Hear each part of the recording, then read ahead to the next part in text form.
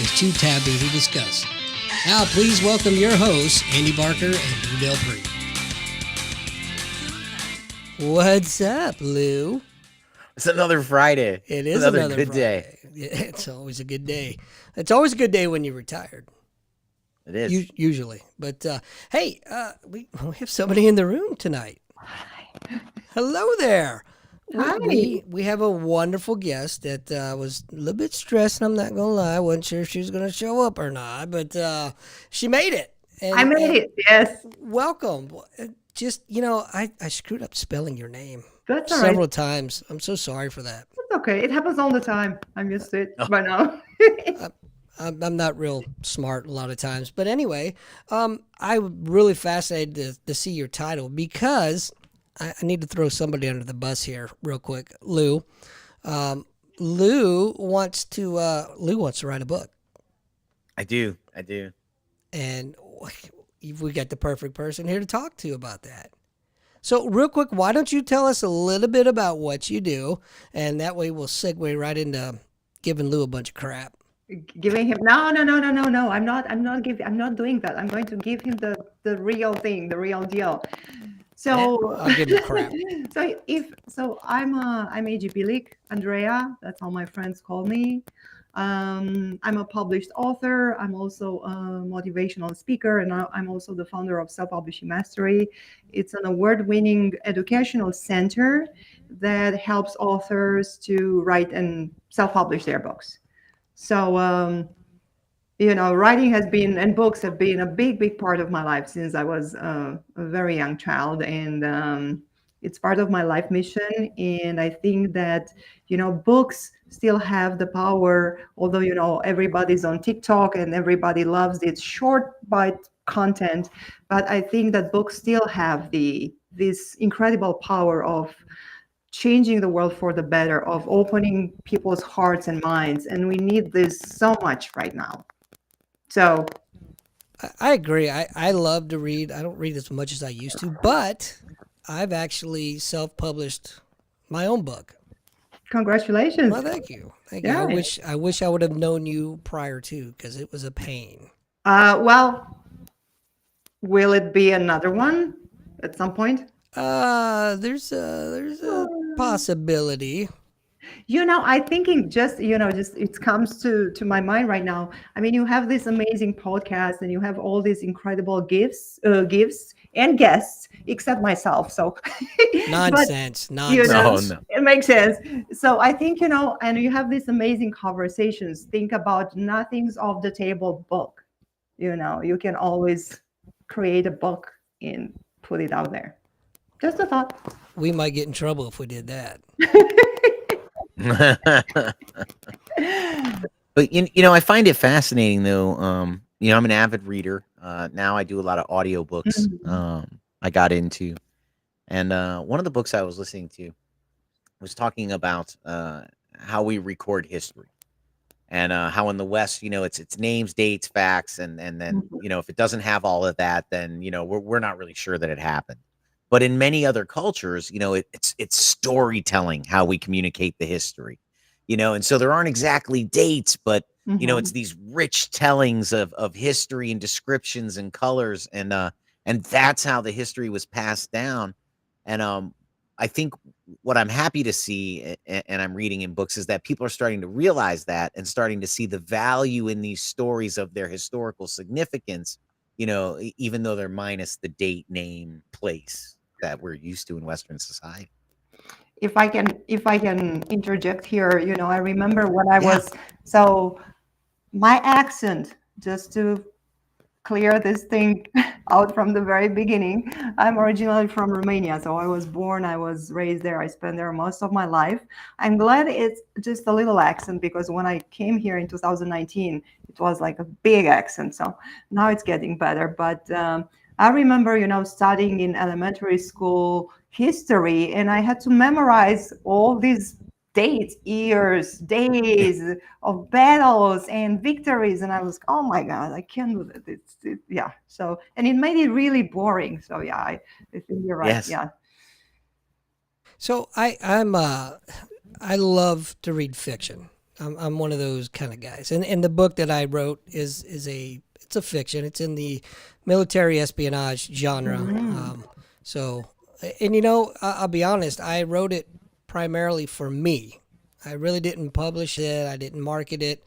You know, it's on Amazon. But if you want to go out and get it, you can get it. If you don't, you don't. But it was kind of it was very therapeutic because I was going through a lot of Mhm. things in my life at the time, and ironically, the whole book started from a nightmare that I had, and it was pretty realistic. So it woke me up, couldn't go back to sleep, heart racing, sweating the whole 9 yards, and I said, you know what, this would make a really good story.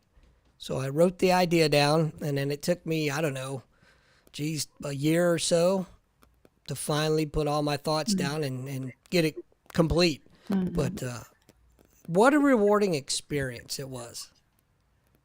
Yeah. With the exception of trying to find an agent and Hmm. someone to publish it. So Yeah. at the end of the day, I just said, screw it, I'm going to do it myself. Hmm. Yeah.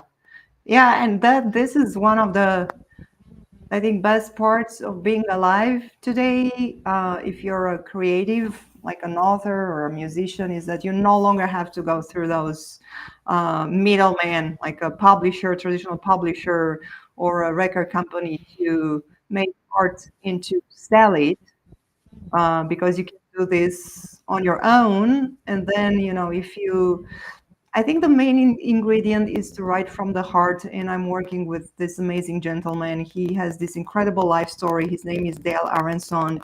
And back in the late 60s, he used to be part of the outlaw motorcycle club Hangman.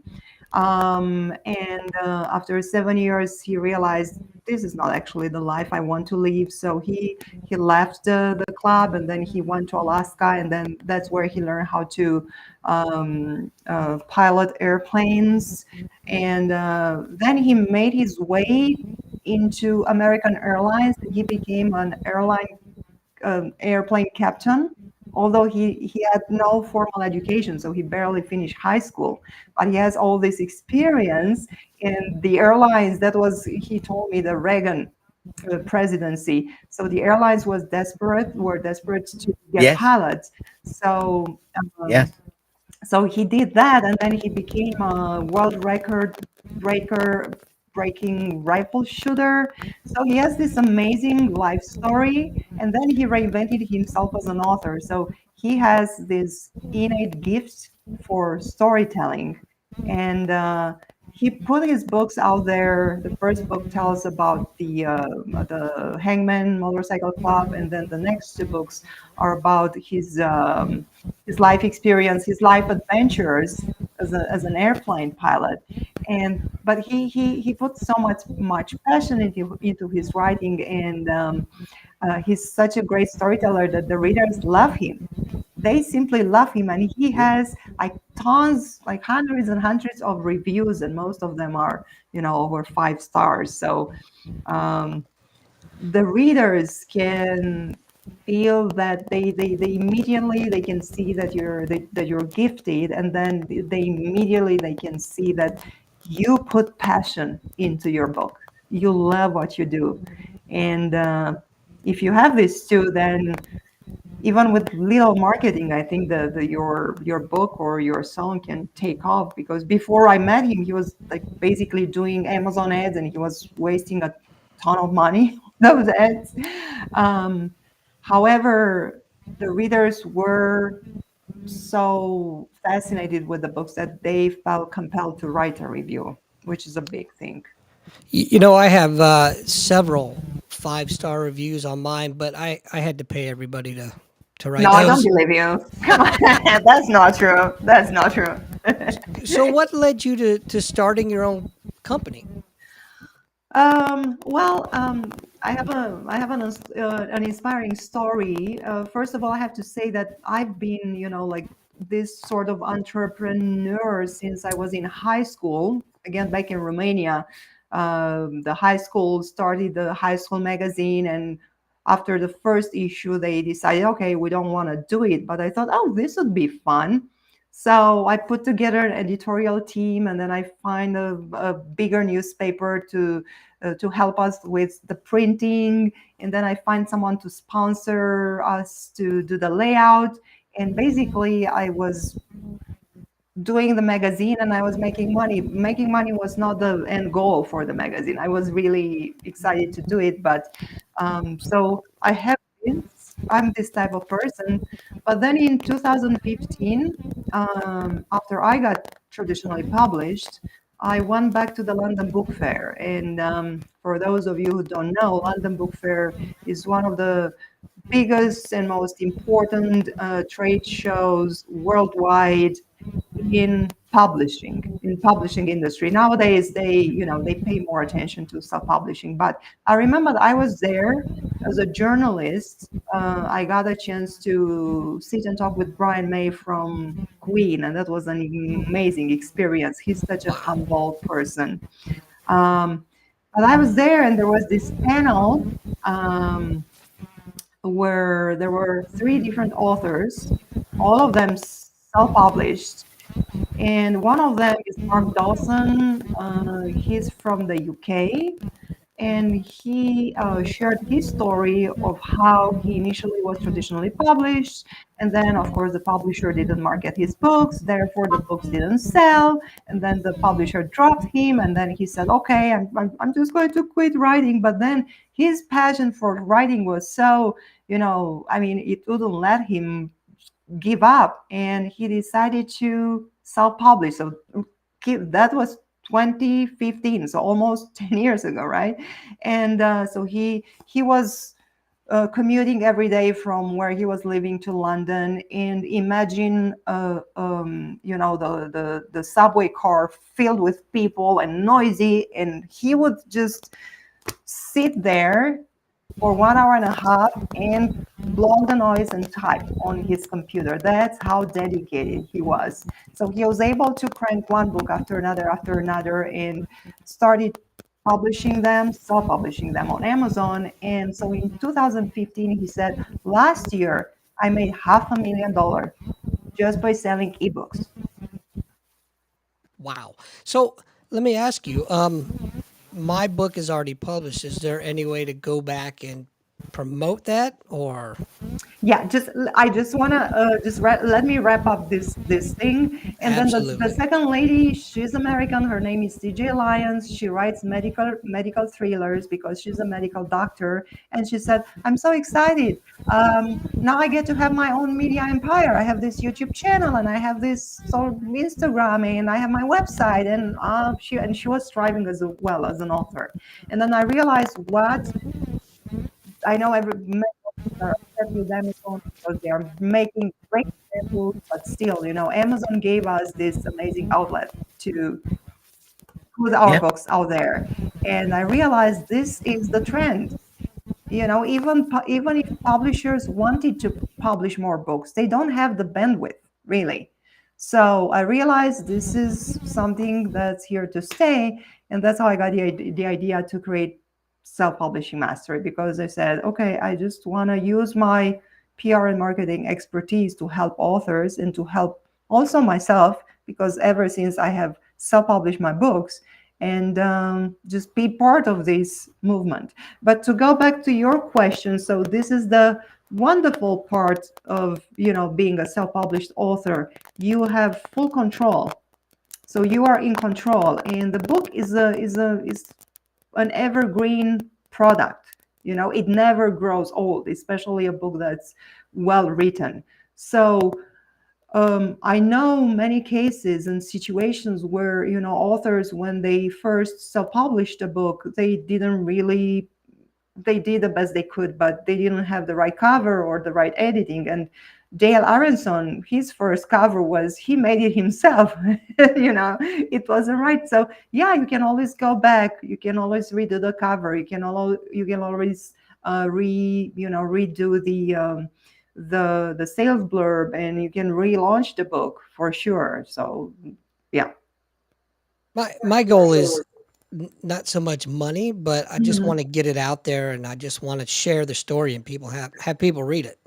But you see, so I hear this a lot, and I used to have this like, oh, money, but this is the thing. So when you start making that money, that means that um, the readers are love your book and they are buying it. So the more readers buy your book, the more money you're going to make, and there's nothing wrong with that, because you know how much time and effort goes into writing a book.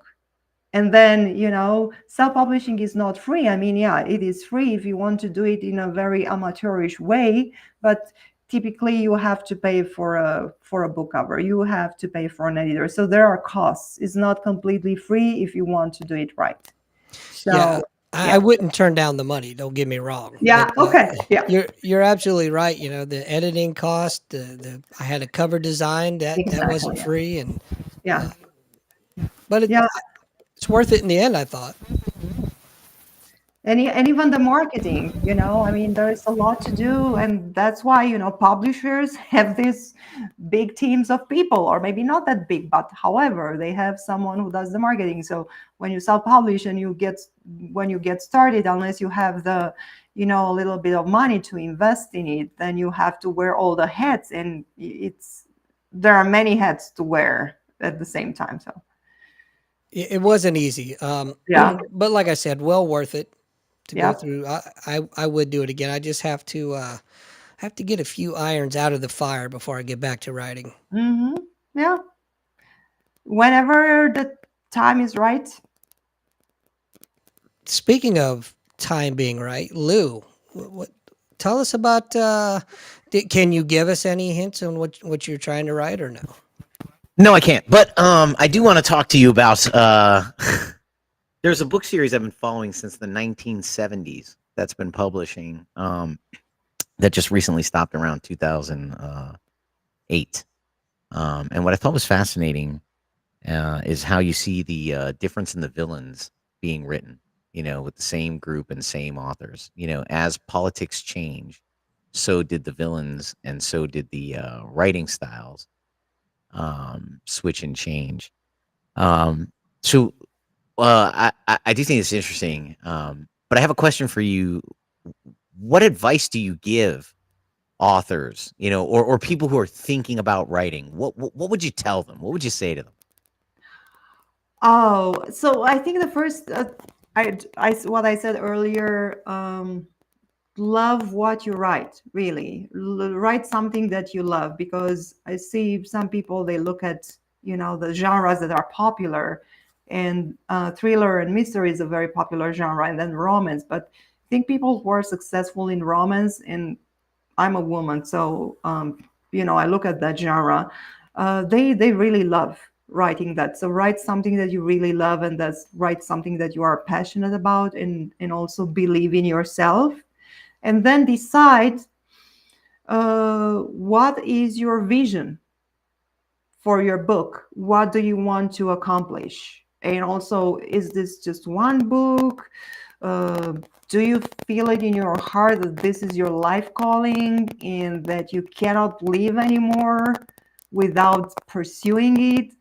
So, because having this clarity of vision about your writing, um, it will help you make the right decisions when it comes to publishing.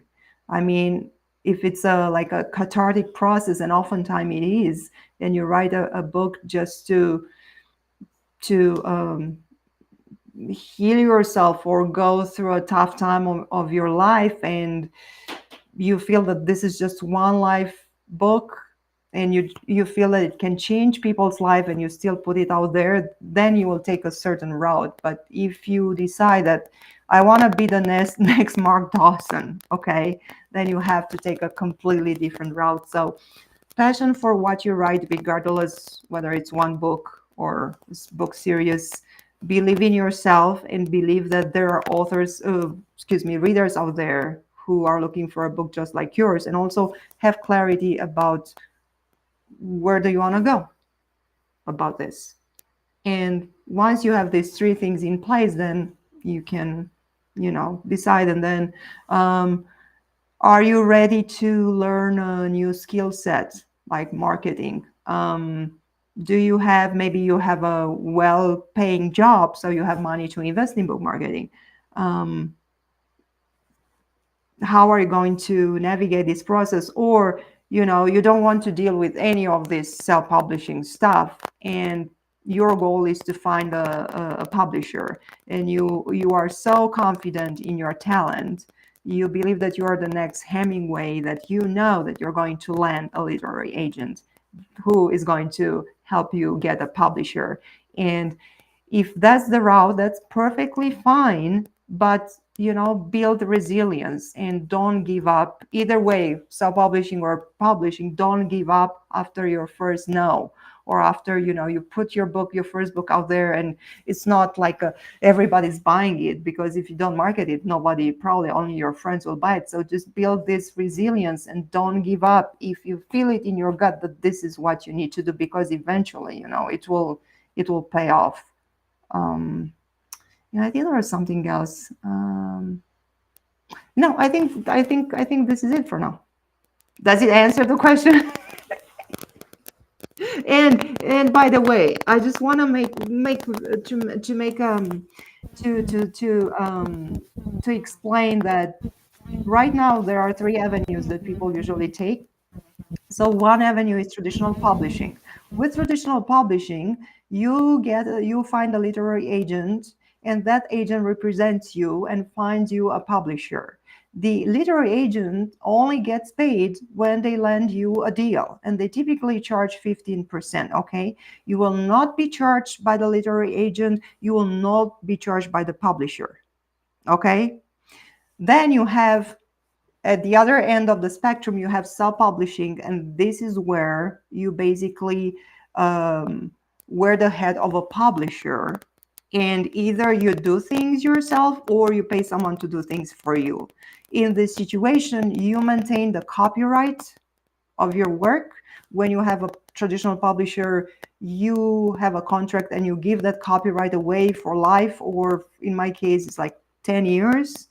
So when you self-publish, you have the copyright, and you can go and you have access to your Amazon dashboard, to all the dashboards, depending where you decide to, what book distributors are you going to work with. So you have access to all that. You manage that. You change the price. You do whatever you want. And then there is something in between, which is called a hybrid publisher, which is basically a vanity publisher, that is not a publisher, because you have the rights, and those people are going to charge you for every single service, and for some bookmarks, and for some books that you can easily order on Amazon and pay an author price of $3 or $4, not 20.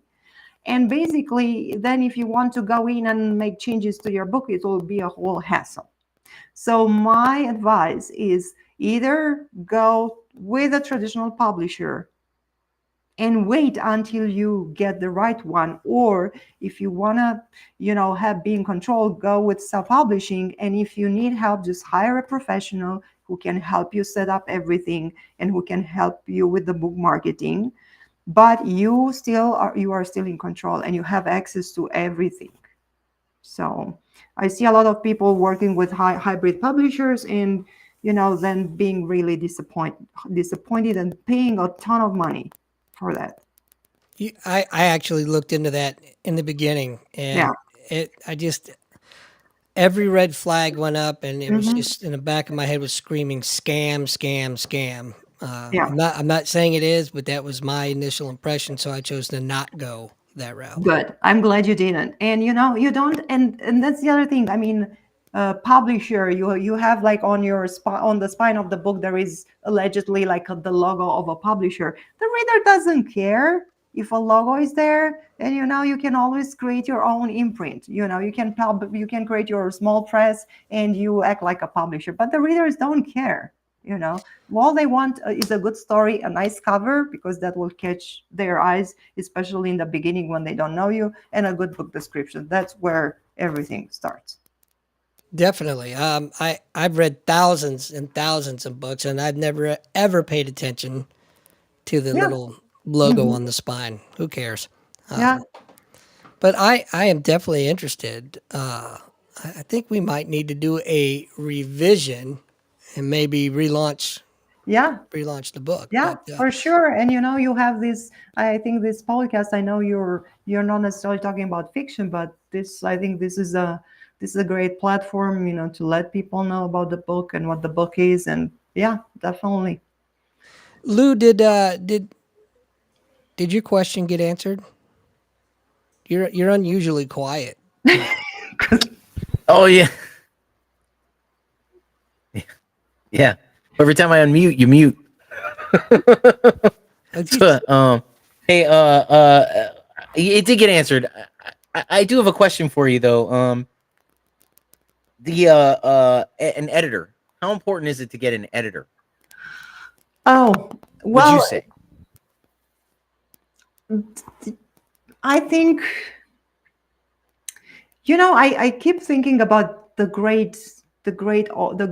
when I think about the I mentioned Hemingway earlier, but Fitzgerald and all these great authors. I'm sure they had the publisher had someone look at their work, and it is important to have an editor, especially if you're just starting out as an author. Um, and for novels, it is important to have a developmental editor who can look at the structure of the book and make sure that structure is is actually has legs. Because if the structure doesn't, isn't right, then the book is going to fall apart. So I would say, especially if you're starting out, it is a good idea to work with an editor, because an editor also will share with you. Basically, you will learn from the editor will have with you conversations and will show you and will explain to you, this is why I'm suggesting this change. And by the way, when you work with an editor, you you get to decide whether you want to accept that suggestion or not. But the editor will give you their reason why that change should be, or just should be incorporated into the manuscript. So, although I truly do believe that talent plus reading great literature makes make a great writer, I do believe, though, that when you're just starting, just for the first book, just work with an editor, especially in that developmental part of the book. And then you have line editor who will look and polish everything and make sure that everything sounds good, reads well. And then final stage is the proofreader, someone who makes sure that every little comma, em dash, all that stuff is in the right place. So I guess yes. And for me, I'm not a native speaker. Romanian is my native language. So if there are people who are not native speakers, I think that's when definitely you need an editor. And if you think, I remember I was in Romania and studying the great classics of American literature, and Joseph Conrad was one of them, and he's not a native speaker either. He's Polish. So, but yeah, it's uh, it's I, worth it. it was worth every penny when I did Hmm. my book. Yeah. I learned a tremendous amount from having it Hmm. done, and I think it's probably, in my opinion, almost more important than the story itself. Because I'm not a grammar Nazi, but if I get a couple paragraphs into a book and it's just horribly written, I don't even want to continue. Yeah. True. Yeah. It's a big turnoff for the majority of readers, really. So I've yeah. I've read some horribly written Hmm. misspellings, poor sentence structure, run on, you name it. It was obvious that the person did everything themselves and didn't have anybody proofread it. But Yeah.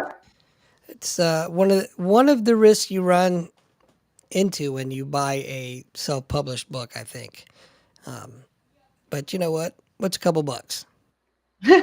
Right. But I think you can tell. I think if the typically, I think if the author decides to invest in a good looking cover, that should say that a professionally looking cover, that's an indicator that that person knows what they are doing, and they're mostly likely invest in their manuscript as well.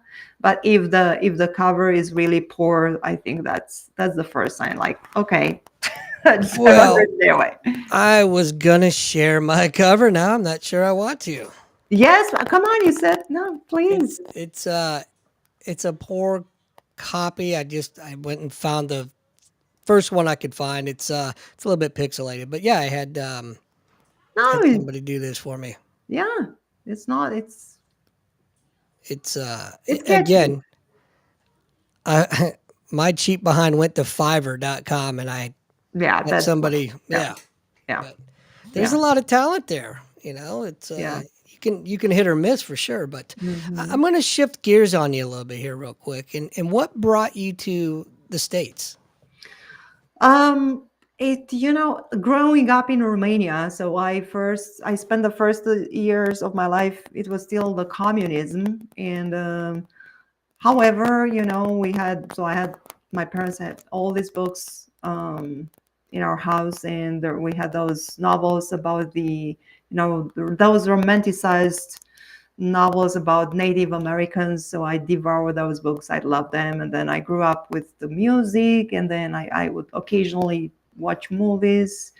I watched Superman. It came to Romania later, in the 80s. And for some reason, as a child, I was like, why am I here? Why am I here? I should be in the United States. So I think my heart just called me here, and then I started coming here as a tourist. I started visiting, and then just one thing led to another. It was basically me deciding to really pursue writing, which um, led to the publication of my first book is in 2012, a short story collection by a British publisher. Actually, I went to the London Book Fair, and that's how I found my publisher with no literary agent. Um, Wow. so yeah, that was nobody in my country did it. So that was, I think that was a major breakthrough. But that showed me that, hey, maybe you can use your all the years you spend in elementary school, in high school, and then in college, learning English, studying the language, reading the books to become an author, so, and write in English. So that gave me this inspiration that maybe I could leave my country and live somewhere else. And I lived in Dublin, Ireland for a few months, and then I I went to California for the first time in 2015, and then one thing just led to another, and um, yeah, it was just the books and the writing and helping authors that brought me here eventually. So I'm very grateful. I'm very grateful to be here because it's a wish come true, and because I see the greatness of this nation. I see the kindness of the people. I don't have any family here. I didn't know anyone here. California, Orange County, that was my first home. And people just welcomed me with open arms, although I was a stranger. So I'm very, very grateful for this opportunity, and for you guys. You're really special. So thank you. In more ways than you know. Uh, so I'm about to get in a little bit of trouble here, but I'm going to say it anyway. Um, you left a communist country and you came to another one. Oh, Yeah, well, I hate. I'm familiar with this conversation. Yeah, but I think the whole planet is pretty much under the same regime right now. For sure. Yeah. I love to just poke fun at everything. I don't care. I find an opportunity and I'll throw a zing in there. Half people will laugh and half will get mad. No, I'm not, because I see it. I see it everywhere, not just here. And what's happening here right now is happening in Romania. It's happening all over Europe. And I don't know. I think we should be in somewhere in the Amazon, in the forest, or at the top of the mountain, not to be in a different environment. It's like a planetary takeover. Go ahead, Lou. So what how'd you like California? So what? Say it again, please. How did you like Oh, I California? love it. I mean, it's still right now. I'm in Sedona, Arizona. Back in 2020, 22, I needed a change, and Sedona is a very special place. Some of you may know, and the nature is fabulous. So I decided to move here because that's the another thing I can do what I do from wherever in the world. But again, amazing, kind people in California, soul family for me there, and how could I not love it? I mean, the beaches, the weather, the ocean, all that. Um, and I'm not talking politics, I'm just talking about the people, like the ordinary people, my friends, and the beauty of nature that's there. Oh, for sure. That's what stood out for me. And I'm actually going back. I'm going to give a motivational talk next Thursday on the 23rd. I'm going to be at an event. It's called Tech Talks, and I'm going to give a talk that's titled "Love is Your Superpower," because this is actually my message. So Very cool. yeah. I don't have a superpower. Oh, you do. You do. Love is your superpower as well, and yours too, Lou, because this is our nature. This is everyone has this superpower. We just forget about it, and things would be so different if we just remembered. Go ahead, Lou. I know you got something to say. No, I'm good. Well, I mean, if I were to follow up, I want to dial back to the Yeah, yeah, editors. yeah.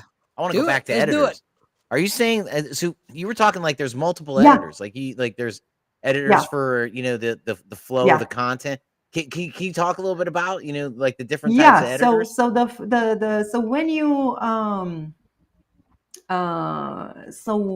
so let's say, so you get your book to where your manuscript to where from your standpoint it's your final draft. So from that moment on, although you'd still like to make changes, because we always do, you decide, I just want to publish this book while I'm still alive, so I'm going to stop here. So now I need an editor, and now I'm talking about fiction novels, right? So the first person you need to talk to is this developmental editor. This is the person who is not going to touch your punctuation. It's not going to touch the flow of your sentences and phrases. This person is going to look at the structure of the book and make sure that the structure has legs and is consistent, and the story takes the reader from point A to point B in a straightforward way. So there are no gaps, there are no parts that are boring, and make sure that the storyline is again is consistent, and it keeps the reader engaged, and also the characters, because you need to write characters that speak to the reader. So the developmental editor may say, okay, this, you need to flesh out this character, and you need to make it so and so, and it's going to give you the manuscript with notes and say, hey, or you might want to add a little bit more here in this chapter. You need to take this out because this is boring, this is too much. So it's like how should I say, like you have a house, or it's like you're planning to build a house, and then you would make the blueprint, and then you have an architect looking at your blueprint and say, no, you have to move this wall here, and you move to, because otherwise the house would crumble. So once you have that, so the developmental editor will hand it back to you with their suggestions, and then you go in and you rewrite, or you reorder, or you flesh out, or you remove whatever they tell you to do. And then you can have conversations so they can look at it again. And some developmental editors, they also do line editing, so that would be the next stage. Once you have that structure in place and everything flows, and the reader enjoys this journey from A to B, then you give it to the to the line editor or copy editor, who is going to look at the sentences and phrases and make sure that they are polished, so that they sound like great literary fiction, great fiction, or and then once that is done, the last stage is the proofreader. And a proofreader is someone you can get on Fiverr, for example, because all they need to do is just look at punctuation and like spelling, and make sure the right words are capitalized, and you don't use quotes with italics and stuff like that. So things that even a native speaker with a very good command of grammar can miss, because you are so familiar with the manuscript that obviously I when I did my short story collection in Romanian as well, and I'm pretty good. I'm pretty proficient in Romanian.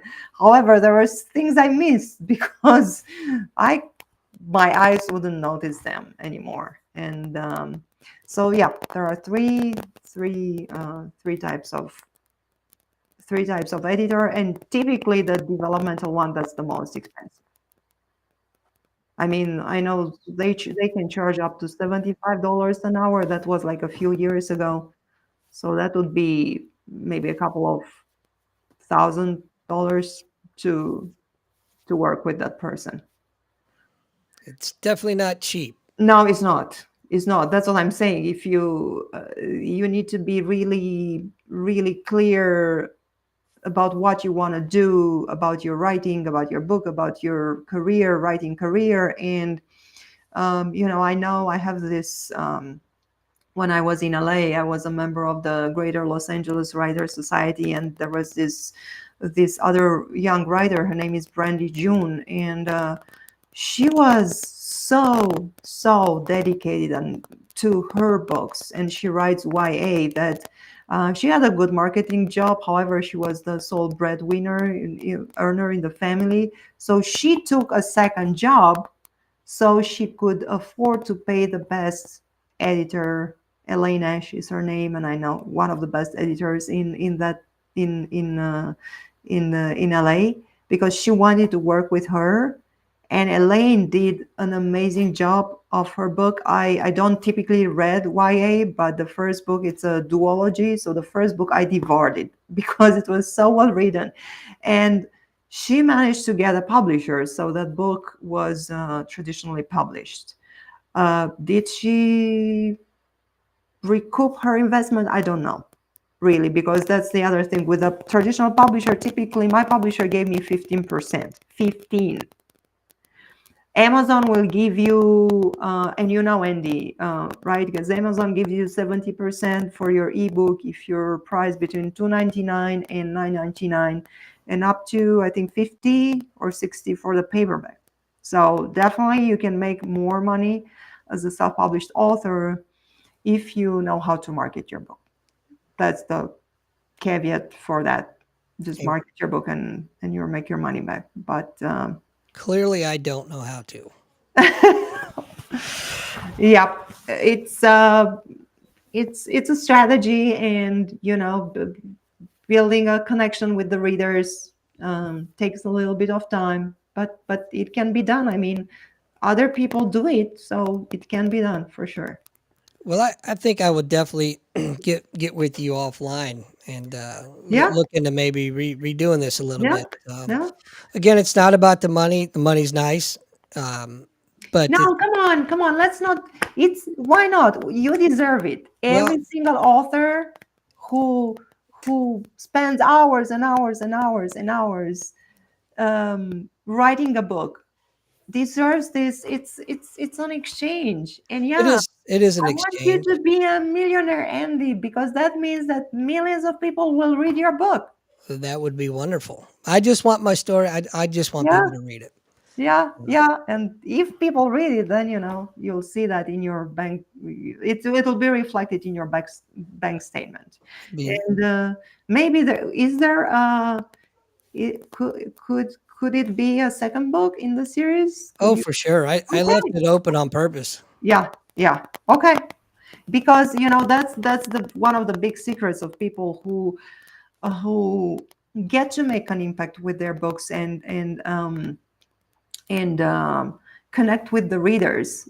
They write book series, many books in a series. So the more books you write, the more engaged the readers are, because they are going to, "Oh, okay, when is the next book coming out?" And they know that you're going to give them more, so they're going to, you know, stick with you. Maybe I'll pull my head out of my rear end and get back to it.